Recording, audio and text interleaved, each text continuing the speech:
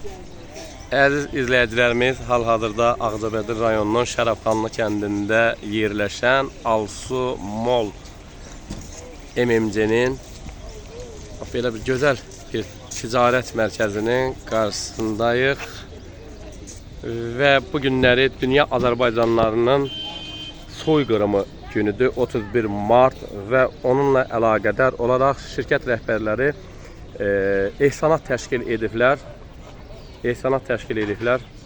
Allah ehsanatları qəbul eləsin. Eləcə də bugünkü gündə əhaliyə xidmət üçün bütün mallara endirimlər ediblər. Bugünkü gündə kənd cəmaatı üçün, eləcə də əhali üçün bax burada gözəl bir şəkildə endirimlər ediblər.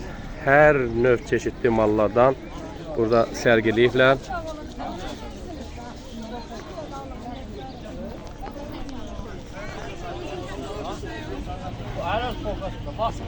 Və çox qiymətlərin, çeşitli malların qiymətləri endirimlər edilibdir burada.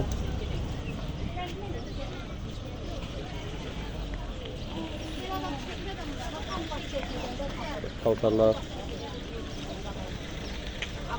məişət avadanlıqları da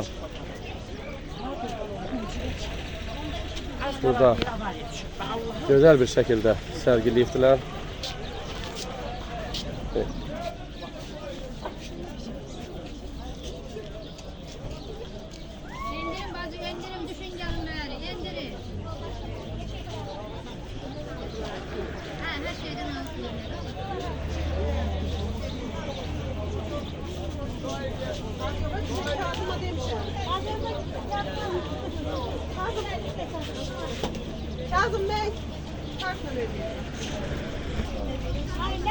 Allah pazar versin, Allah pazar versin. Bugün həm də Ramazan bayramı ərəfəsindəyik. Bayramlarınız da mübarək olsun deyirik.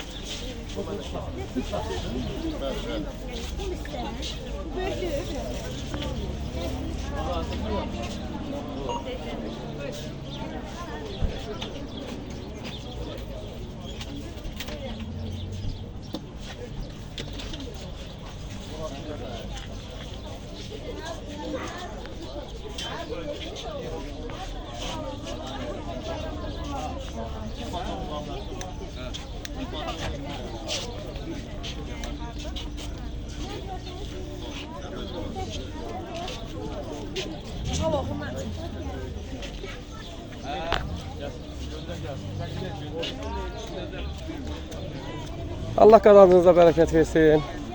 Hacı Faik başta olmakla Hacı Şahin, Tural müəllim, Şamil müəllim. Allah qazandığınızda bərəkət versin. Əlbəttə ki, bunların da başında Ağsaqqal Yunus əmi durur ki, Yunus müəllim. Bunların ağsaqqalları can sağlığı versin. Dünən də 70 şəhid ailəsinə şəxsən mənim şahidliyimlə gözəl bir şəkildə bazarlıq olundu, apardıq, şəhid ailələrinə çatdırdıq. Allah qazançlarına bərəkət versin.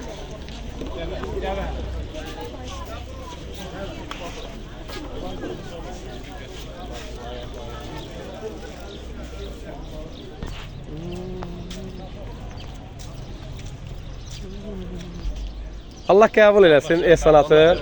Biraz öncə qeyd etdiyim bu günləri 31 Mart Dünya Azərbaycanlılarının soyqırım günüdür və bununla əlaqədar olaraq Alsu Mall MMC-nin rəhbərləri və elə kollektivi də bu təşəbbüsə qoşulublar. Hər birisi burada aktiv olaraq iştirak edirlər və ehsanat təşkil edirlər burada. Allah qəbul eləsin. Gözəl bir şəkildə. Allah qəbul eləsin. Allah qəbul eləsin.